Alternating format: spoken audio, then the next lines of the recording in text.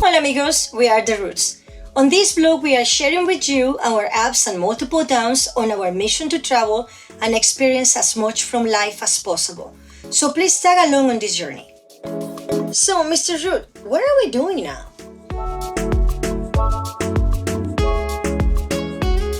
On today's episode, it's all about batteries. We built the rack, made the harness, connected the wiring. At the end of it all, we have power. And lots of it.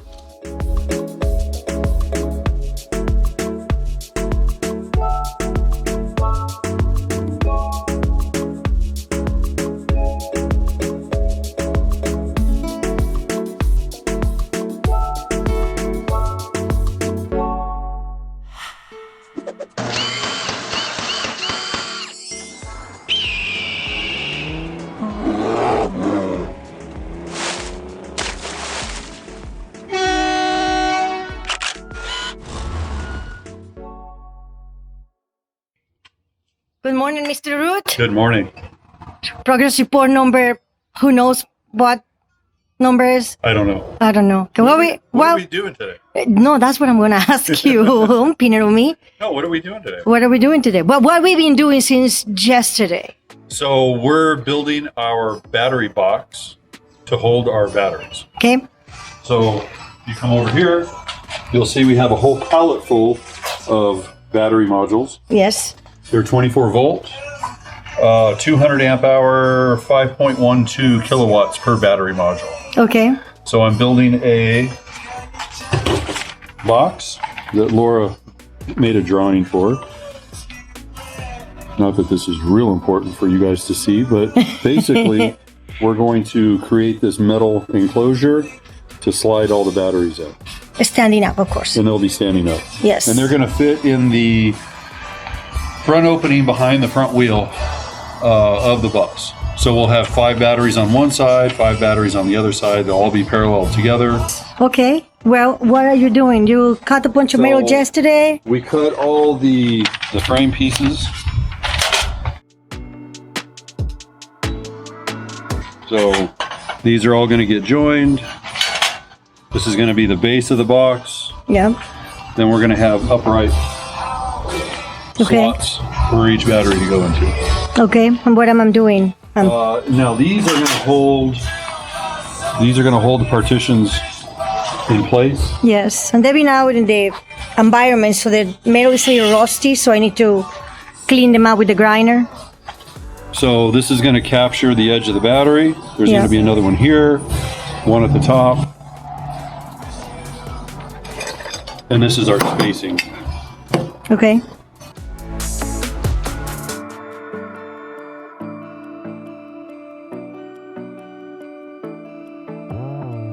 And then when it's all done, we're going to paint it bright fluorescent orange. Oh my God.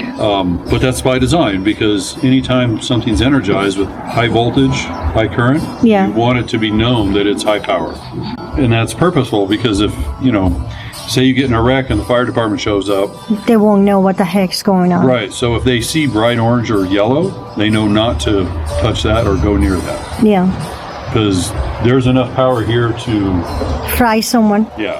Light somebody up for a while. Oh God. Or the whole fire truck.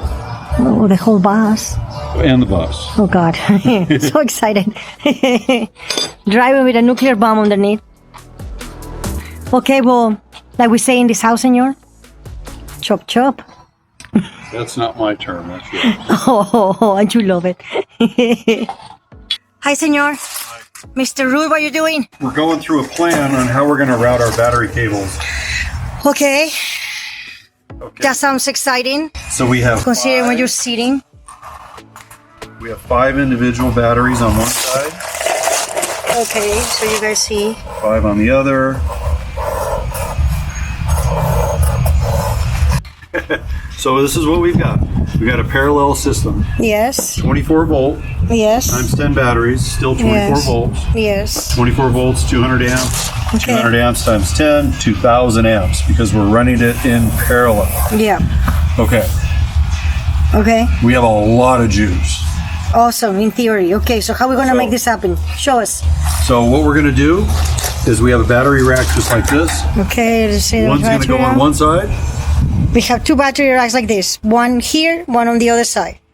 This one holds 5 batteries. The other side has another 5. Right. And we're going to perforate through there and go up to the structure. Right by your hand. Across. No. What? No. Oh, here? It's going to come straight across from the other side. Okay, whatever. You see what we want to do.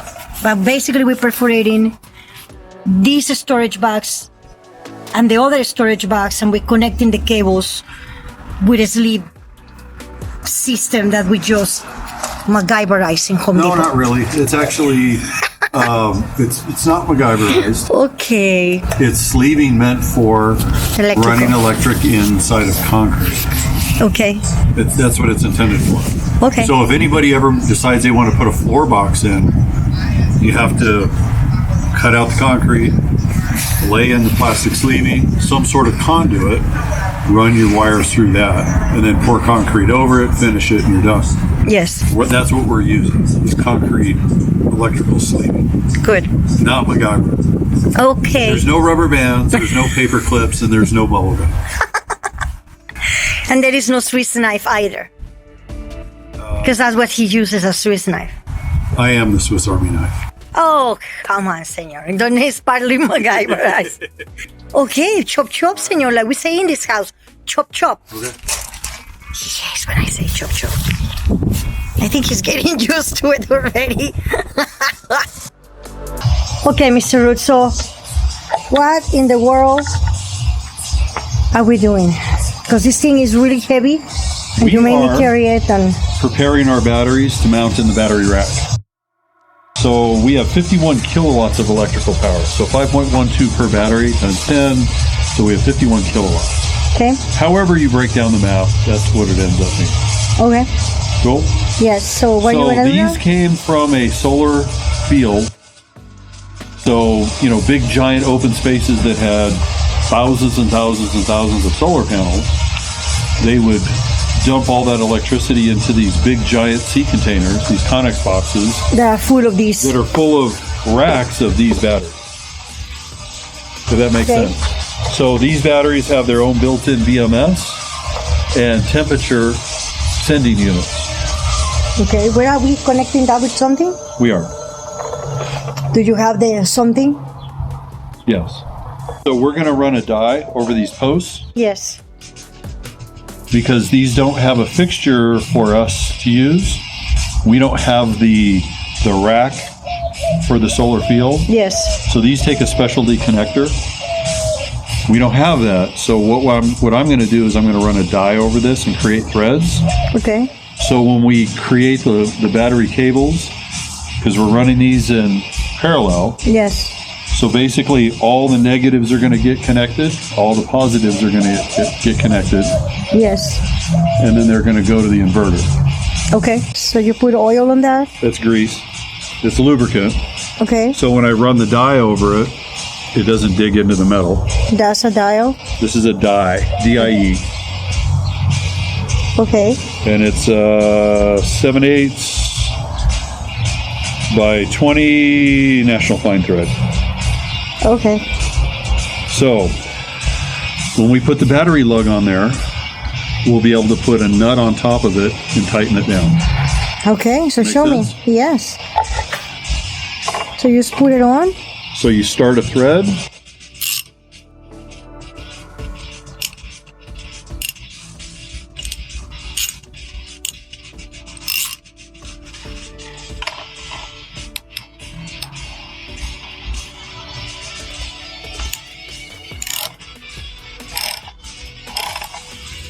So you go a couple threads, so you feel it catch. You back it off a couple threads, and that cleans out the teeth. So you feel friction again. Go forward a couple, back a couple, and you can feel it get easier to move every time. Okay.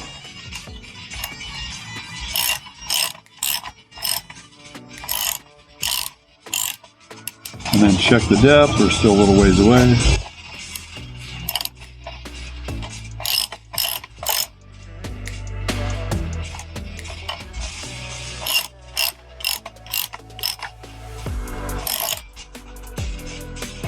See that little curly cue? Oh yes, I see that. So what I'm doing is I'm cutting threads into that copper post. Okay.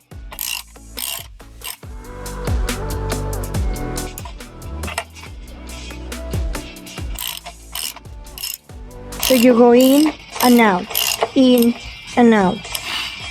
Yes. It makes a cleaner cut. You can just drive it all the way. But sometimes it catches metal and it makes an issue. Sometimes it messes up the threads. If there's any coatings or if there's any materials. So by doing that, it should spin freely at this point. Oh, wow. And now it looks like that. I hope you can see it. I don't have a zoom, but basically has a thread see all the metal. Okay. Comes out of it. Cool. That is so cool. So now, we're going to clean the metal and the grease off of that. Wow. You see the metal? Kind of.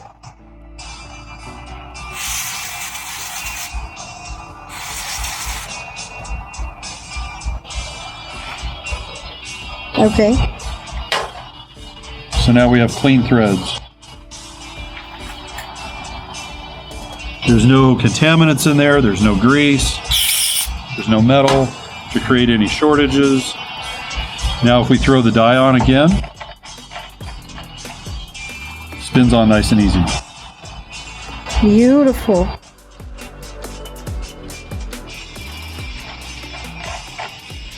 Awesome.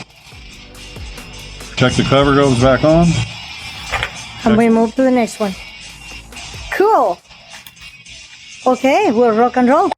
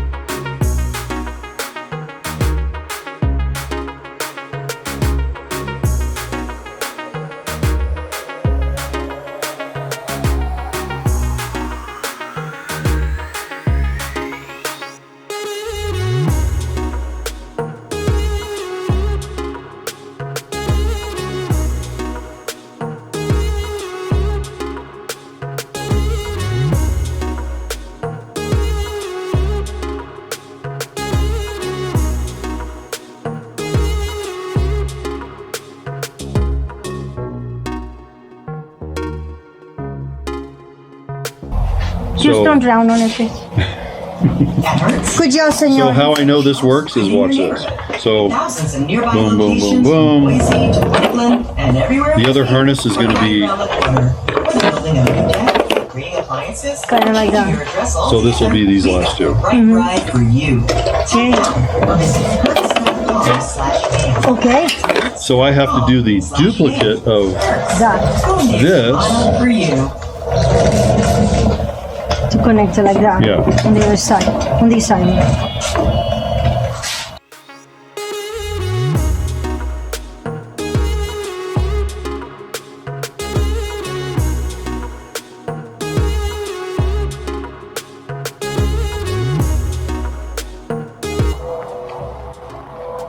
We got to figure out what's what.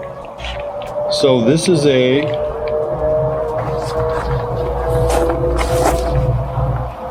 ground.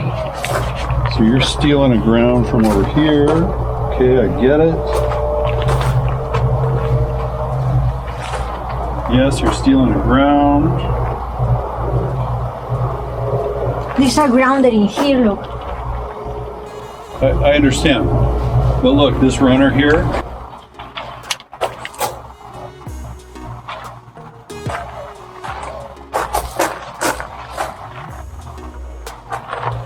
it's coming here, here, here. That's a ground, that's a ground, that's a ground.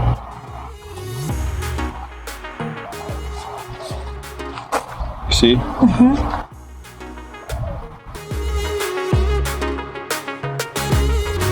So we have today Mr. Domingo here helping us, but he's been an angel by God, seriously, helping us to wire the whole bus.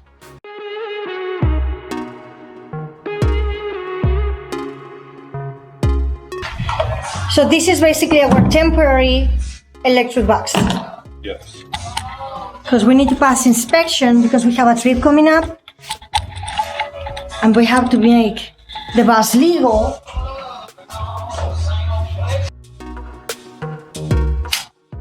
Oh! Ah! Awesome, you guys! Woohoo! And everything works? Well, what he's doing is using the extension cord to backfeed into the panel. Okay. So he's energizing the breaker box. Yes. Which is powering everything. Okay. So everything should have electricity right now. Woohoo! Awesome! Thank you, Domingo. I mean, that is a temporary solution of our big problem, but for now it will work. So this is our temporary electrical box. It's only because we need to pass inspection. So you install the batteries, we installed the batteries, you connected them, created the jumping cables from battery to battery, make this Mickey Mouse of a box for a temporary solution. Yeah. The inverter is being connected right now. So the breaker box is off. Everything should be Off. off. So there's no AC power. That's all connected. That's all connected. I have one cable left to connect. It's the last cable, right? So if you can see, all the batteries are connected. This is the driver's side. The other side, what's the name of the other side? This is the passenger The passenger side. And the same for the driver's side. So 5 batteries in this side, 5 on the other side. Short power right there.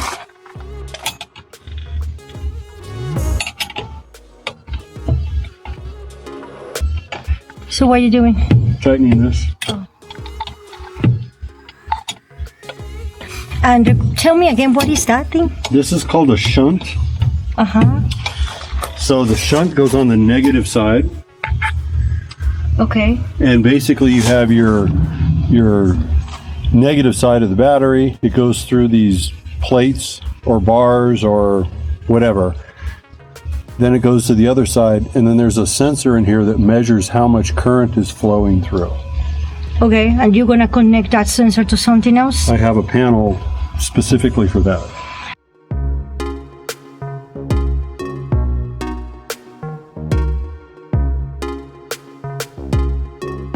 God, you're not gonna get shocked? Hope not.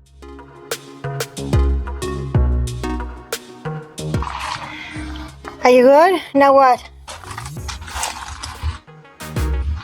Now the breaker is off. Yes. So now's our moment of truth. Jesus.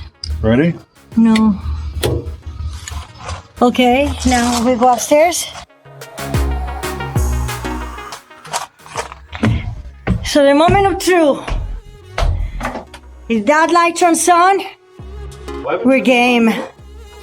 What? I haven't turned it on yet. I know, but if that turns on, it's good. Okay, you ready? No. Power on. Power on.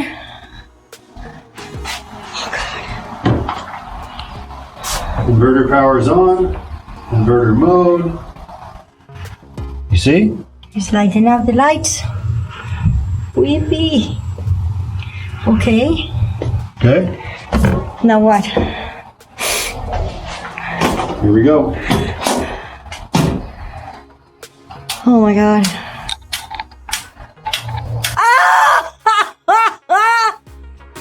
Oh my goodness. We need it, baby.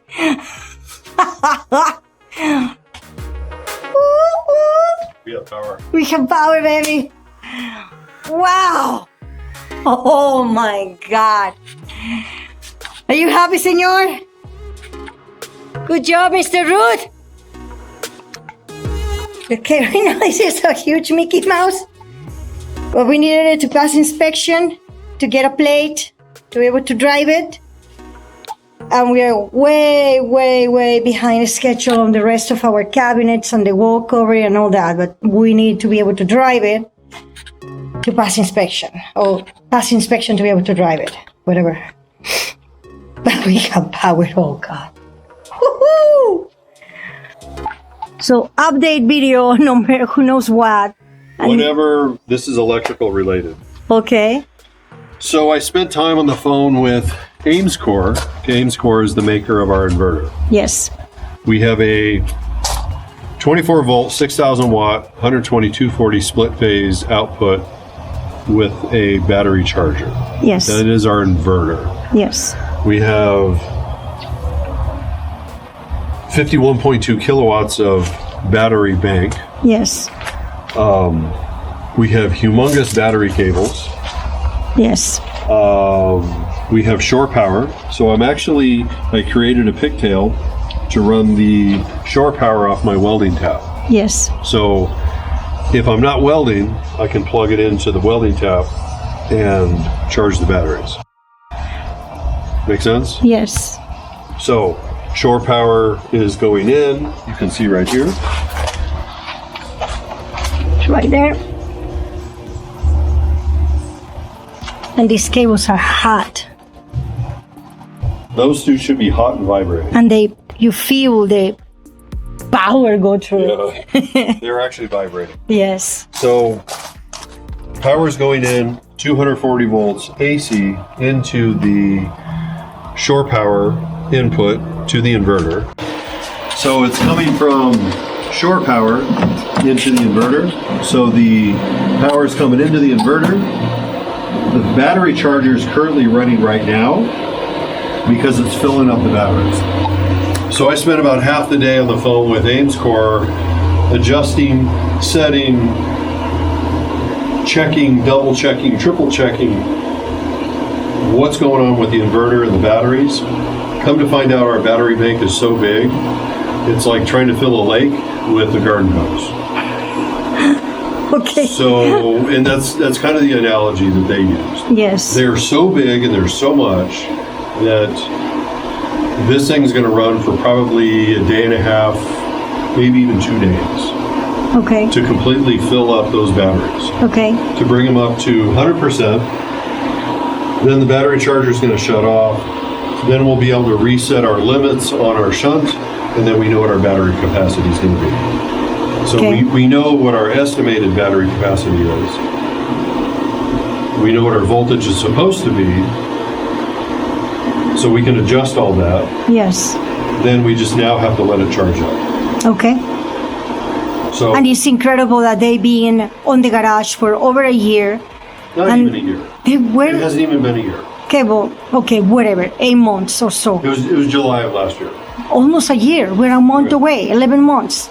Plus whatever number of time they were on storage. They were both banks, even though they were paralleled for a day, they were both almost 24 volts, which is good. So now they're just going to top off. The inverter is going to go through its charge cycle until it gets to the point where it doesn't charge anymore. It's going to shut off, they're going to cool down, and then as we use it, it will charge. Okay, got it. As long as we have the inverter hooked up, the batteries will always be full. Yes. Then as we're driving or using power, we just use power as we need it. Yes. Then if we get to a place and we have to plug in, we plug in. The first thing to happen is going to be the batteries get charged. That's the priority before the inverter. Okay. Make sense? Kinda, yeah. And you can adjust all that. Awesome. That's something that I spent half the day with Ames for technical support. Cool. Going through every little detail of the inverter and the batteries, and we're good to go. Awesome. Okay. But that's the battery update. That's it. Good job. I'm proud of you, senor, that you figured this out. It was actually pretty simple. That's what is so incredible. I mean, we have seen the systems in other buses and in other, van life. Because they're having to build vehicles. So here's the thing. Here's what's interesting. We first started looking at LiPo for power. Battleborn has a battery. It's 100 amp hour, 12 volt.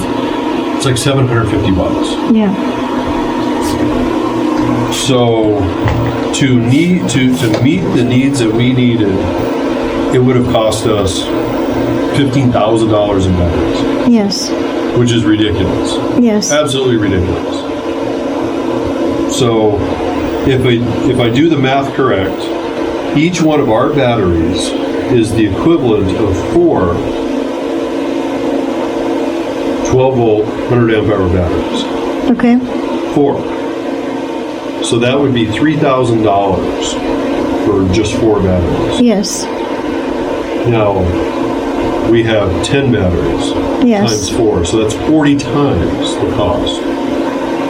Yeah, that's a lot of money. Sure. We didn't pay even...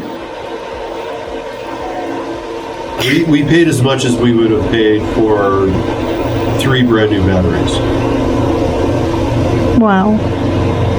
And then the system is basically was just like blocking a battery and it's running. I mean, yes, you have to build stuff for it, but... So here's what everyone's going to run into. If they're looking for battery power, you're looking at battery banks from EV vehicles. Yes. Electric vehicles. That's one of the sources for your battery power. Otherwise, you have to go with the individual cell Tesla style, which would take thousands and thousands of little tiny batteries and hundreds of hours of work to put a battery bank like that together. Yeah. So. And that's what Juan from, what is his channel? So they got the battery from a Nissan Leaf. Yes.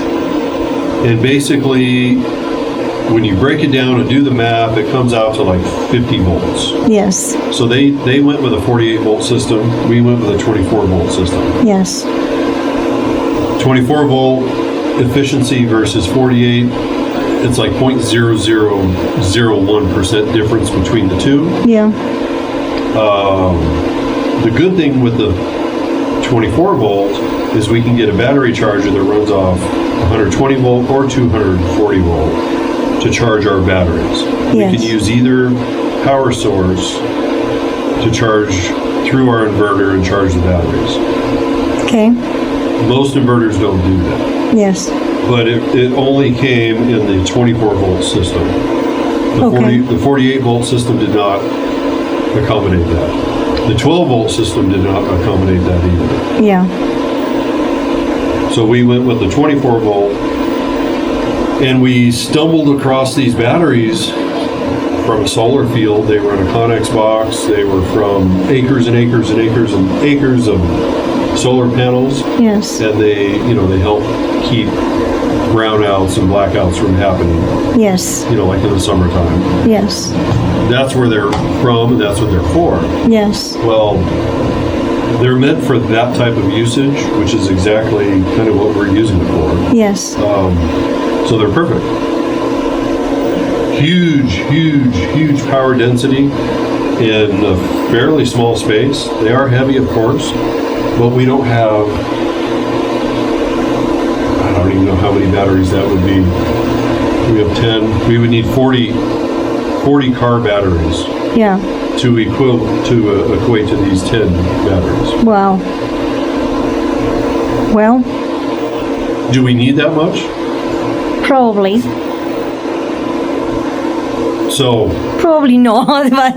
Look, without looking at our utility bill, I'm going to say we can power probably about 4 months. This bus without connect, without even having the solar panels on the top. Without solar, we're looking at about 4 months worth of power. Wow. It's that big. We could even hook up to other buses if they need power. Wow. That would be freaking awesome. No shit. Okay, well. We've got that much. Wow. So we can run a compressor, we can run a generator, I mean not a generator, welder, grinder, any tools that we need to run. We have plenty of power to run anything and everything we need. Seriously? Yeah, absolutely. We can run the welder off of this.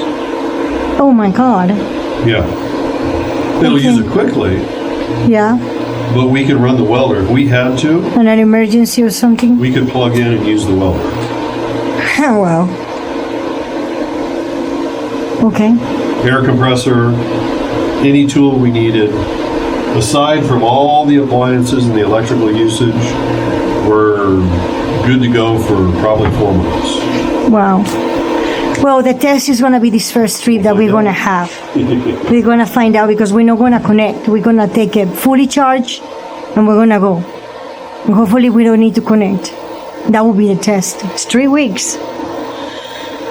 So either it's a win or we stop at a Costco and buy a generator. Yes. And then we go to Home Depot and buy cord and a plug and we make a jumper. Yes. That's the way it's going to be. That's simple. Okay. Well, I'm very proud of you, senor. You figured this out. Okay. Good job. Okay, say bye.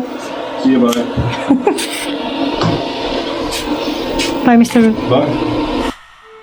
Well, that's it for today, you guys. Please consider subscribing, smash that bell, and know that wherever you are in the world, we wish you good health. And until next time, hasta luego, amigos.